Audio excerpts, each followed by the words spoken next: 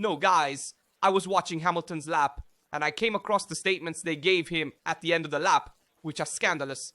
There was communication between Riccardo Adami and Lewis Hamilton, updating him on the various gaps with Verstappen, Norris, Piastri, but Hamilton asks a question and is totally ignored. Aside from this, the two Ferraris did their lap in SQ3 in the spring qualifying much earlier than Verstappen, Norris and Piastri.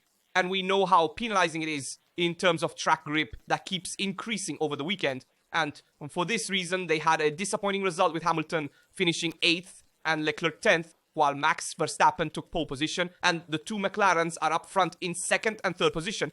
Ferrari could have fought for the top 5. This is kind of the real question. We don't know. The performances were very disappointing in the sprint qualifying, but certainly if they had the lap up a bit later, they could have achieved something better, finishing ahead of Hülkenberg, Alonso, the Williams. They needed to aim for something better. But let's listen to Hamilton, because they gave him communications that, in my opinion, are really useless at this moment. 5 for now. Norris did at 32.2. Still waiting for Verstappen. Piastri. So this is what Riccardo Adami tells him, updating him a bit on the various gaps. Basically routine information. Let's move on. How far are we off? Here, Hamilton is asking, so how far are we from those in front? So he asks Riccardo Adami, oh, but what is the gap? 8 tenths. Riccardo Adami says 0.8, so really a significant gap. Yes, Austin is a very long track. There are different sectors that are different from each other, but the gap is significant.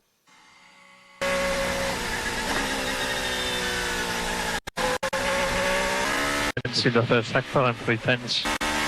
2 tenths in the first sector and 3 tenths the second and third sector. Here Riccardo Adami tells him, you lose 0.2 in the first sector, 0.3 in the second, and 0.3 in the third sector. Basically, the gap's lost compared to Verstappen. And then Hamilton asks a question, and is totally ignored by Riccardo Adami. That's absurd. Let's listen. Where do we lose our time?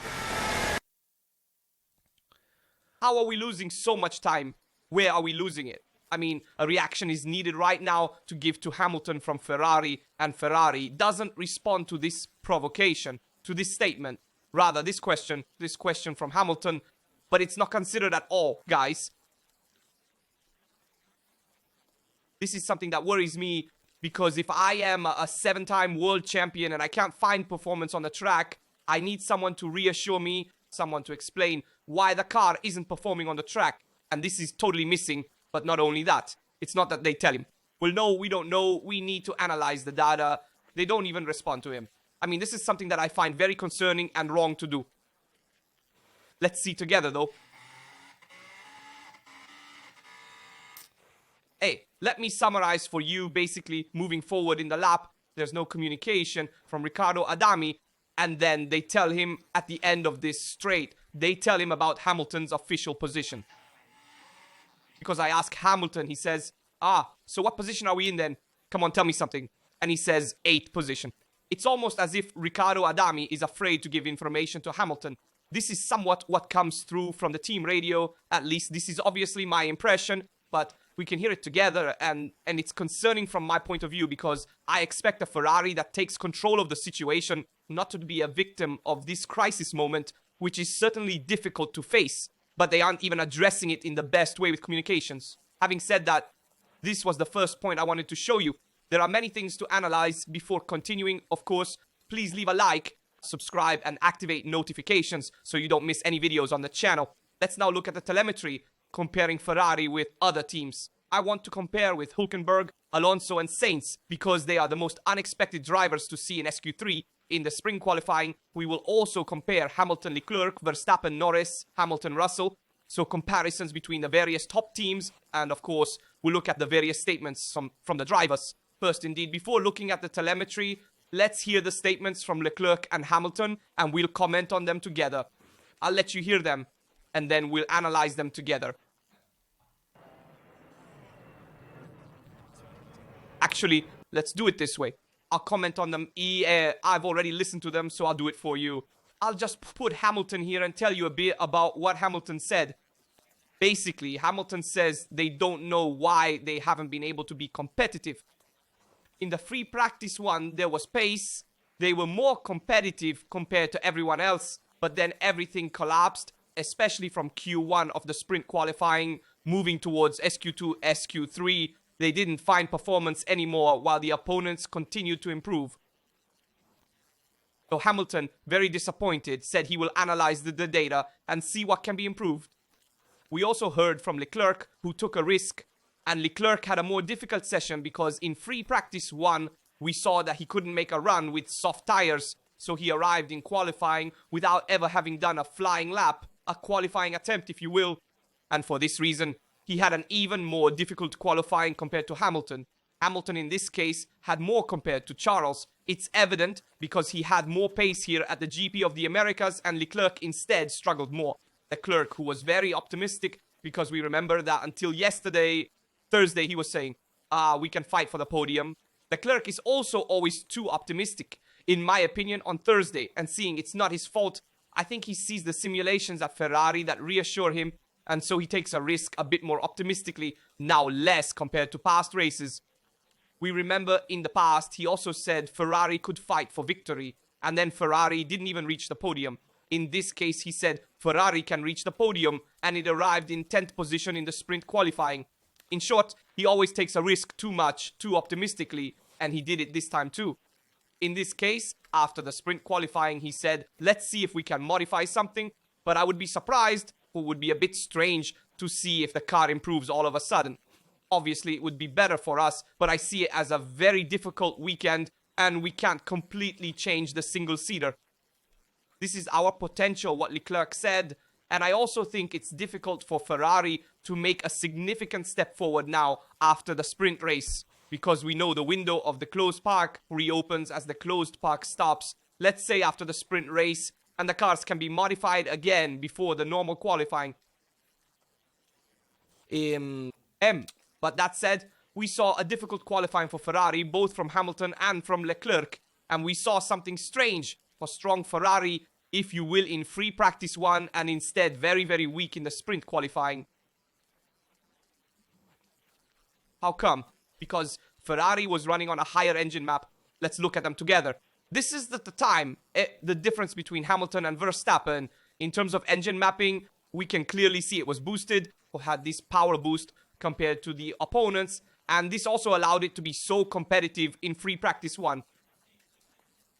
But you can already see, guys, that in the slow sections, Ferrari struggles more even compared to Red Bull, which isn't the strongest in slow sections. McLaren, the strongest car in slow sections. But you can already see that Ferrari struggles in slow sections because it lacks rotation. We will also look at it together with the telemetry, analyze it in detail together. But that's the main factor. This is the moment when all the Ferrari fans were a bit deluded. Even though by now we know how it goes. The story, but we saw Hamilton in P1 in free practice 1. There were still 41 minutes left until the end. But we said, wow, so this Hamilton can have a good weekend, can fight up front. Instead, the times were very, very high, and obviously Ferrari was also on engine mappings, so we also have to consider that. Obviously, at the end of free practice 1, we saw Hamilton 8th, Leclerc 20th, because he didn't do the qualifying simulation. And so let's say we all came back down to earth, if you will. And the thing that disappoints me a bit, a point of view, from my point of view, is really seeing a Ferrari struggling to rotate. Now let's look at them together. I'll also show the poster that tells us Hamilton's 8th position. Leclerc's 10th. So let's look at it with telemetry. First, analyzing the Hamilton-Leclerc comparison. Let's see together where Charles loses, where Hamilton recovers instead. Because if you see each sector is separate, that is, from one sector who goes faster, in one sector who goes slower. For example, Leclerc in the snake doesn't do badly. He even goes faster than Hamilton. Then he also goes strong in the middle part. You can see that Leclerc even gains. He manages to gain 0.2 on Hamilton in the hairpin before the long straight. But then in the last sector, Hamilton seems to have more grip than Leclerc, who really struggles there. Especially, Leclerc suffers from rear tire spinning, meaning the rear axle of the tires overheats. And so he slides more compared to Hamilton, who, remember, also has an oversteering driving style like Leclerc, but less so than the Monegasque, meaning he manages to control this sliding better. For this reason, Hamilton is more consistent throughout the lap, and this pays off in terms of tire temperature. While Leclerc is not as consistent in performance, he goes very fast in the first and second sectors and loses a lot in the third. Let's also look at the comparison with everyone's telemetry. I'll show Hamilton, Hülkenberg, Alonso, Sainz, and we can already see an important detail regarding the car's rotation, because if we look compared to the opponents, who all went faster than Hamilton, both Hülkenberg, Alonso, and Sainz all went faster on the single lap. Where does Ferrari struggle? Well, we see it struggles arriving at the second sector, already the slowest, losing 0.175 seconds, compared to Hülkenberg, who is the reference point because he set the fastest lap among them. And Alonso was even faster. Alonso with the Aston Martin had a less loaded car, and Sainz was slightly slower. Moving forward, we see Alonso is ahead at the end of the straight, with an Aston Martin surprisingly so unloaded and so fast on the straights, because we know it's not its strongest feature. But we see that Ferrari main loses in rotation in the third sector. In fact, it struggles, especially in this curve here. I'll show you the details. Here it loses a lot, because Hamilton goes from 127 milliseconds difference to 340 milliseconds difference. So it loses a lot, really a lot at this point. And then it loses a little at the end too. And yet it mainly loses in this section of the circuit, in this part here, because it's the section where you need to rotate the car more and thus need a precise front, but above all need to avoid understeer. And in this case, Ferrari shows a recurring problem throughout the season, namely that it cannot rotate this blessed car. Let's also see it with the other telemetry I've prepared here for you. Let's look at Verstappen, Norris, Russell, Hamilton. Here, it's clearly seen how the difference between McLaren and Red Bull is minimal. In some curves, Max recovers more. In other curves, the McLaren, in this case Norris, recovers more. And we see that the McLaren is strong in the driving part. So in this section here, McLaren is stronger even compared to Red Bull. Where is Red Bull faster? It goes stronger in this section here, for example. Sorry, no, not this section here. Red Bull goes stronger in this section here. Here in the supportive curves, the fast ones. While in the snake, they are evenly matched. Red Bull also manages to recover anyway. If we look at the cornering speed in this section here, Red Bull recovers. But in my opinion, it's more Max's skill than the quality of the car. Then McLaren goes strong in the final part. In this section here where Ferrari struggles a lot. So in the sections where Ferrari struggles the most, and those are the sections where McLaren goes stronger. So where a good rotation is needed, low speeds, there it's fertile ground for McLaren, and conversely, even in the final part, Red Bull goes much stronger in the part where good speed is needed in support. Single input, so not much rotation, but a lot of speed in cornering. There. Max makes the difference over all the others. Let's look here too at Verstappen, Norris, Piastri, and we'll look at this with the onboard shortly. We see Verstappen goes strong right in the parts of corner entry, where a lot of speed needs to be carried in. You see there the blue peak, if you will, in the telemetry. It is recurrent in many curves because Max enters really strong, who manages to have this confidence with the front end that he lacked in the first part of the season, and manages to enter stronger than all the others, especially compared to Piastri, who has struggled a bit more than Norris so far this weekend. And Max manages to enter very strong, brakes later than all the others, carries more speed into the curve. Here the difference was clear. It's astonishing how much later he manages to enter. Now let's look at everything in the curves where Max made the most difference, where he surprised me. We'll also look at it together with the onboard. Let's look at them together now and see Max Verstappen's onboard, because it's frightening, guys. I mean, it's really something astonishing, and who really made a difference in many points. Meanwhile, I'll show you here the poster of Max Verstappen's sprint pole position, with which it was deserved, because the guy made an amazing lap. Now let's look at it together as well then. Let's go on. I'll show you the points where he surprised me the most. Curve 1, I'll show you something that in curve 1 he takes quite a wide line. He doesn't go right to the apex, you see. He also loses the braking point a bit, but doesn't lose much here, because in many hairpins you don't need to be precise at the apex, but can stay a bit wider to have more cornering speed and straighten the car more easily without making too much of a V trajectory, but rather a more curved one, a bit more U-shaped, if you will. Let's move on. The points where Verstappen makes a big difference in the snake, in the direction changes, look at the precision, in the steering. And this is a nice frame because it shows how close he gets to the yellow bollard without hitting it. And there it makes a big difference because, for example, Norris has hit the yellow bollard multiple times, taking a tighter trajectory, but losing speed because the bollard destabilizes the car, which makes you lose a lot. Also here, watch how he enters strong, how he lets the car flow. I wanted you to hear the gear as well. Wait, let's move on. Again, here. You can clearly hear him shift gears. Here, you can hear him change gear to have more torque and therefore more speed, even while cornering.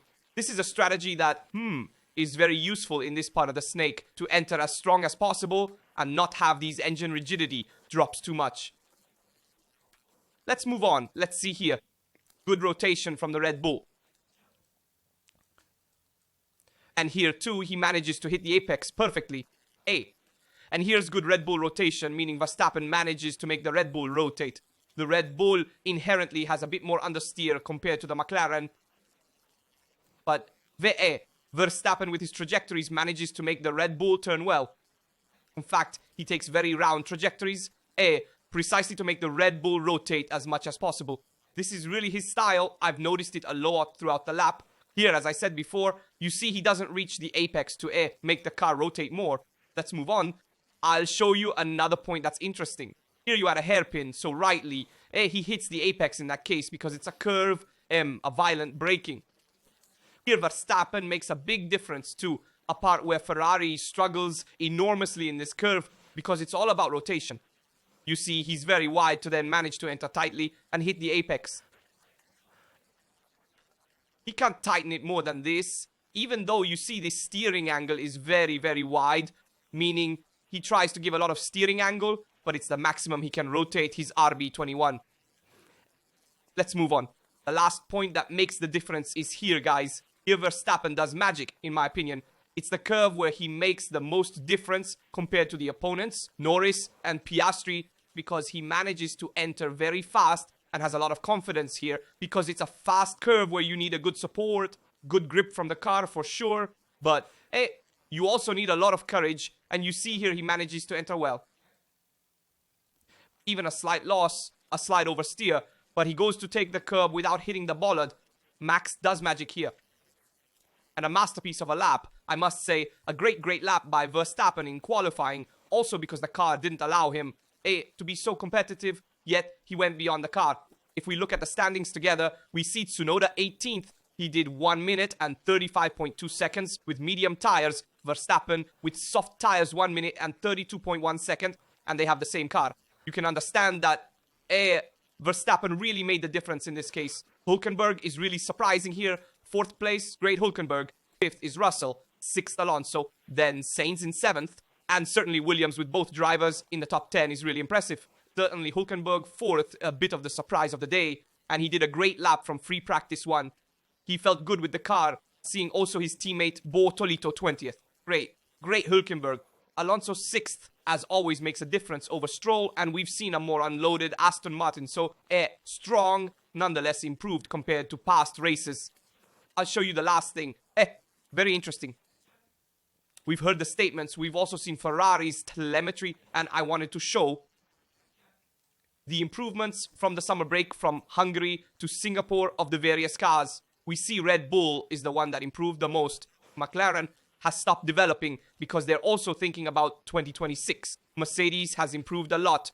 Ferrari, however, hasn't improved much. They say it's improved by a 10th, but it's not much. Sorry, Mercedes 70 thousandths, no. As well as Ferrari 10 thousandths.